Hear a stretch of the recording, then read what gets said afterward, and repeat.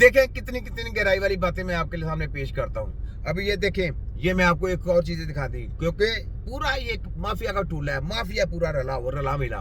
इनको स्टडियां पढ़ा दी ना, गुमराह कर दिए। ये अपने बच्चों के भी कातिल हैं, यकीन कर, अपने माँ बाप के घर के भी कातिल हैं, अपने तो कातिल हैं ही, लेकिन अपने घर वालों के भी कातिल, आने वाली नस्लों को भी तबाह बर्बाद करेंगे। ये भी सुने जरा, ये देखें जरा क्या पीएम साहब खुद इलाज हमारे पास करवा रहे होते हैं और वो कहते हैं कि कड़वी दवाई खाएं आपकी शुगर खत्म हो जाएगी। हकीमों के पास इसका शॉर्ट इलाज ये है, वो कहते हैं कि कड़वी चीजें खाएं। नहीं, मैंने कहा डॉक्टरों को भी पता है कि सबसे ज्यादा अगर गुर्दे खराब हो रहे हैं तो वो हमारी पेन किलर से हो रहे हैं। अब मुझे बताइए एड्स कहाँ से आया, ये शुगर कहाँ से आई है? ये भी मैंने बताया, मैंने बताया कितने 10 साल हो गए। मैंने कहा एड्स आई इनकी मेडिकल की मेडिसिन खाने से। ये फैलाते हैं वैक्सीनों के जरिए, एड्स फैलाते हैं। जितने भी कैंसर करते हैं ये आपको वैक्सीनें दे के ना, जो स्लो पॉइजन के जरिए आपको कैंसर किए जाते हैं। फिर मैंने कहा था कि आपकी किडनी खराब करते हैं ये, इनकी पेन किलर है, इनकी दवाइयाँ, मेडिसिन, केमिकल के जरिए जितने भी आपकी किडनी खराब की जाती है।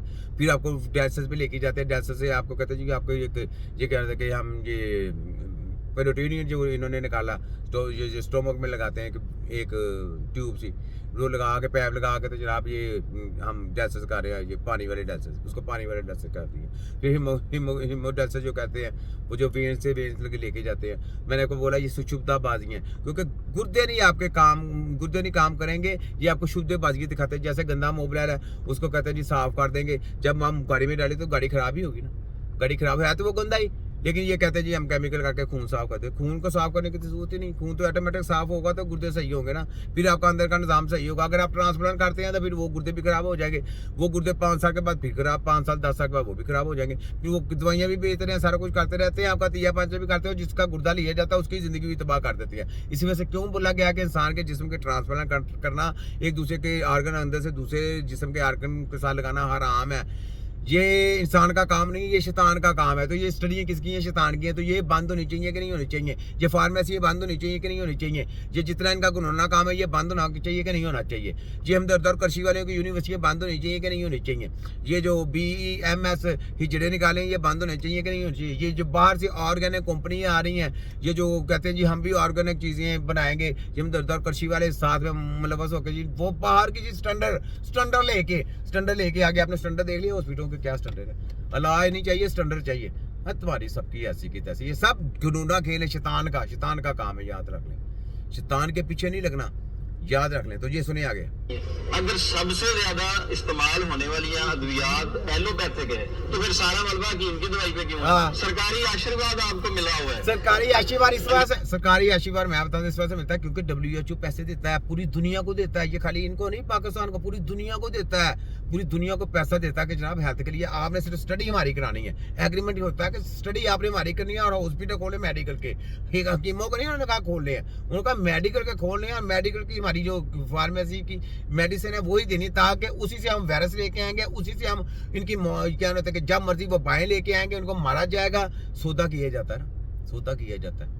ये है, ये जो शबाजू कंजर करता है ना, या नवाजू कंजर करता है, ये टोले हैं, ये सौदेबाजी करने वाले। ठीक है, तो सुने आगे। अंग्रेजों का आशीर्वाद आपके सर पर है, इसलिए आपकी तादाद बढ़ती चली जा रही है। सर ये बिल्कुल ठीक है। यहाँ पे हमारे यहाँ डॉक्टरों में 70% इन्वॉल्व हैं इस धंधे के अंदर। तो बिल्कुल कह रहा हूँ, क्योंकि हमने मरना है, हमने जाना है इस दुनिया से। नहीं, तुमने किधर मरना है? तुमने मरना हो तो तुम मेडिकल की स्टडी करके आते हैं। मरने वाली बात है। तुम्हें कोई इलाज आता है? इलाज कौन सा आता है? पहले ये तो खुशवाए वो रिपोर्टें पढ़ने के, तो जो रिपोर्ट पढ़ रहे वो तो गलत है, वो रॉन्ग है। हम तो रिपोर्ट पढ़ते नहीं। तो रिपोर्ट ना पढ़ने वाला आला होगा, जो रिपोर्ट पढ़ के आएगा वो आला होगा। ये बताओ, रिपोर्ट पढ़ के आए हो, आपके पास इलाज ही नहीं, हमने रिपोर्ट भी नहीं पढ़ी और हम इलाज कर रहे हैं। तो आलाकार कौन हुए? तो महकमा हेल्थ को कंट्रोल किसने करना है? जिसको विदाउट रिपोर्ट के कुछ इलाज कर मुआवजा करने का पता है, तो वो महकमा हेल्थ में आके वो सीटों पे बैठेंगे। ये जो आप MBS या फलाना या टकाना या उनकी मेडिकल की तरीमे ला के सीटों पे बैठोगे, सेक्रेटरी हेल्थ लदोगे, ये नहीं, ये बंद होंगे सेक्रेटरी हेल्थ। तो सनाब सेक्रेटरी हेल्थ तेरी मैं पूरी फैक्ट्री बनाती है कि नहीं बनाती? ये देखो मैं आगे क्या करता हूँ, देखो। ठीक है, सुनो। 70% जब हम डॉक्टर की बात करते हैं तो खास तौर पर जब जचकी के मामलात होते हैं और बाकी बीमारियां ऐसी हैं तो कहा जाता है कि डॉक्टर जो है वो ये अवाम की खाल बहुत उतारता है। तो दोनों शोबों में जहां अच्छाइयां हैं वहां कहीं ना कहीं बुराइयां भी हैं। तो हमने एक डॉक्टर साहब को बुलाया और एक हकीम साहब को बुलाया। हकीम मुजम्मल हुसैन आरिफ रिजवी साहब हमारे साथ हैं। ये अपने हिकमत के शोबा को और अपने हकीमों को आप दिफा करेंगे जो जो भी इनमें खामियां पाई जाती हैं। इसी तरह डॉक्टर तनवीर अशरफ चौधरी साहब हैं, ये डॉक्टरों की तरफ से नुमाइंदा हैं और दोनों साहिबान से हमको सवाल करेंगे। वो सवाल होंगे अवामी और अवामी सवालों के ऊपर हम बहस करेंगे। आपने इस प्रोग्राम को एंड तक देखना है। अस्सलाम वालेकुम। जी वालेकुम अस्सलाम। अच्छा डॉक्टर साहब, सबसे पहले मुझे ये बताइएगा कि आपकी नजर में ये जो हकीम इलाज करते हैं बीमारियों का, ये इलाज दुरुस्त करते हैं? इनकी जो अद्वियात होती हैं वो ठीक होती हैं? जरा खोल के बताइएगा। हकीमों के पास जब आप जाते हैं, मैं उन हकीमों की बात कर रहा हूँ जो कि एक तो प्रॉपर क्वालिफाइड नहीं होते या उनका वो स्टैंडर्ड नहीं है, वो म्यार नहीं है डायग्नोस का। अच्छा कौन सा है स्टैंडर्ड भाई? हमने क्या बड़े बड़े, हमें कोई WHO का आशीर्वाद मिला? WHO ने पैसे देना है हमारा।